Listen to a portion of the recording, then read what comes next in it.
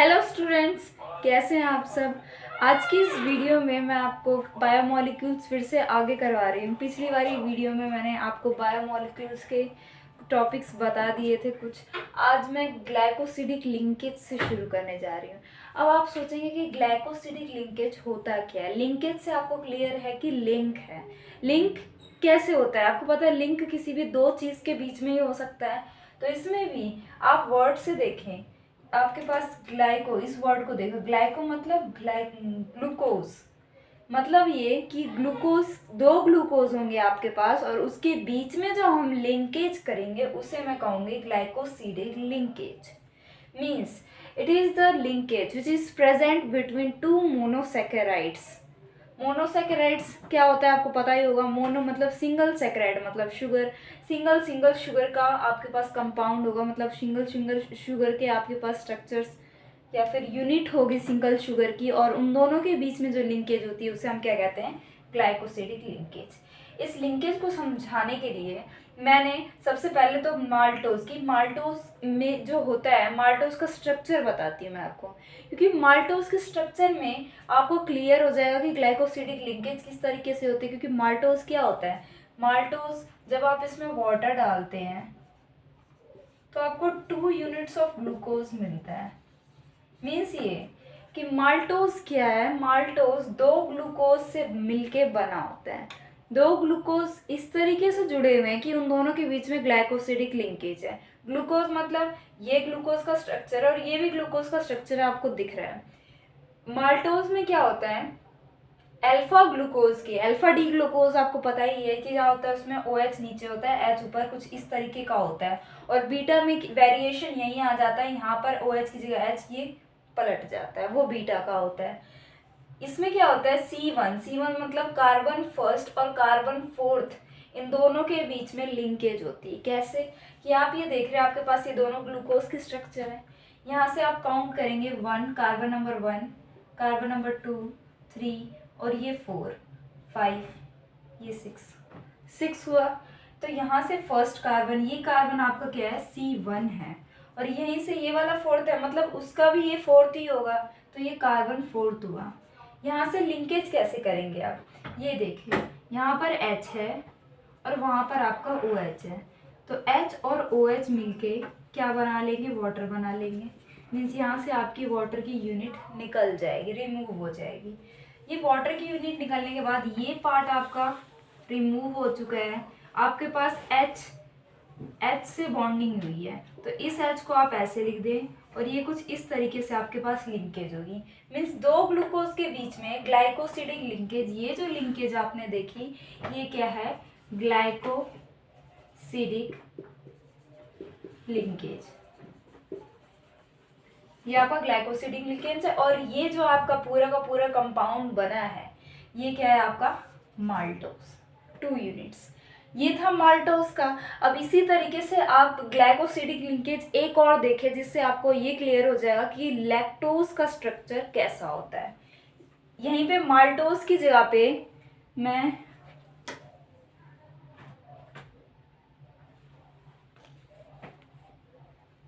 जैसे आपने गैलेक्टोज का किया वैसे ही मैं आपको लैक्टोज का स्ट्रक्चर बताती हूँ, जिससे आपको एक और ग्लाइकोसिडिक लिंकेज क्लियर हो जाएगी और लैक्टोज का भी स्ट्रक्चर क्लियर हो जाएगा। लैक्टोज में क्या होता है, आप वाटर डालते हो, आपने पढ़ा था ग्लूकोज की प्रिपरेशन में, किस में, गैलेक्टोज। जब आप उसमें माल्टोज में वाटर डालते हो तो 2 यूनिट ऑफ ग्लूकोज मिलती है।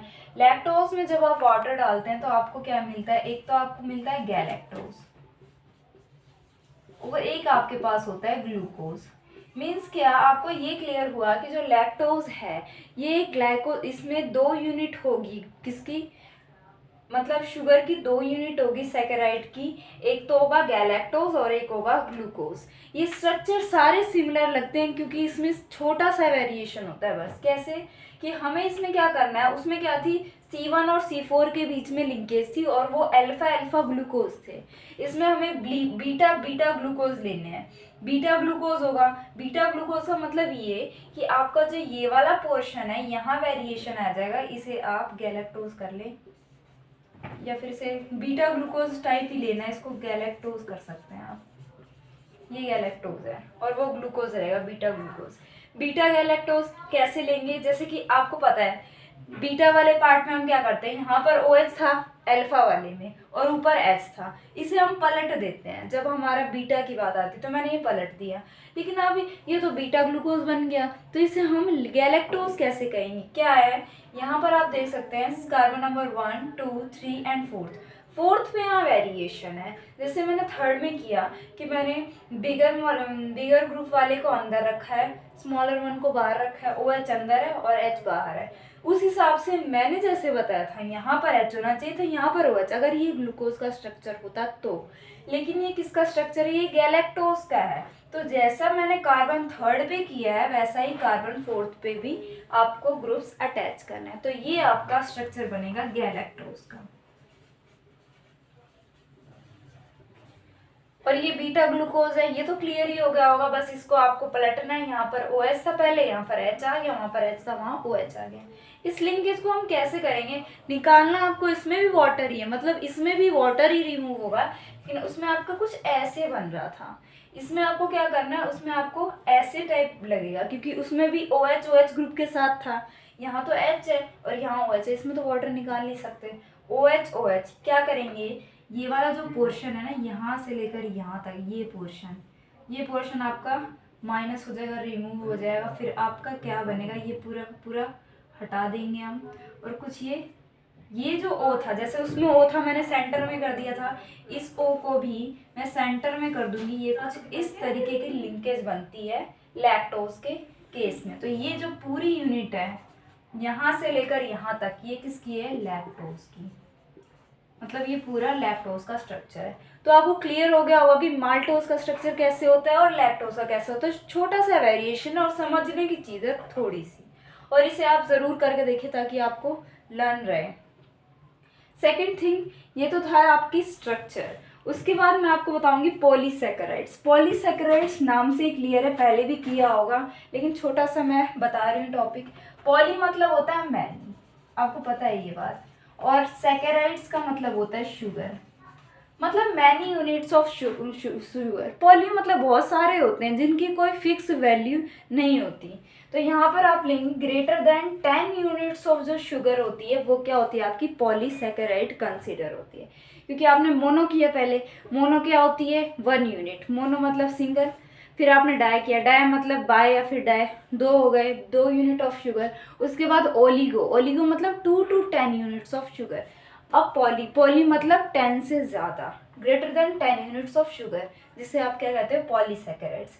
पॉलीसैकेराइड में एक स्टार्च बहुत ही इंपॉर्टेंट है। स्टार्च से क्वेश्चन भी आता है। स्टार्च में क्या करते हैं आप, ये क्योंकि ये सारी की सारी यूनिट किसकी है, शुगर की, सब में ग्लूकोज ही निकलेगा। अब आप इसमें वाटर डालेंगे, सबका हाइड्रोलिसिस करके ही होता है, इसमें मैंने वाटर डाला तो मुझे n यूनिट्स ऑफ ग्लूकोज मिलती है। इस n से आपको ये क्लियर होगा कि n मतलब जिसकी वैल्यू आपको पता नहीं है, मतलब ग्लूकोज बहुत बड़ी चेन हो सकती है, बहुत छोटी, आपको इसका अंदाज़ा नहीं है, तो उसे हम क्या कहते हैं, स्टार्च। पॉली हो गया, ये पॉलीफॉर्म हो गई शुगर की।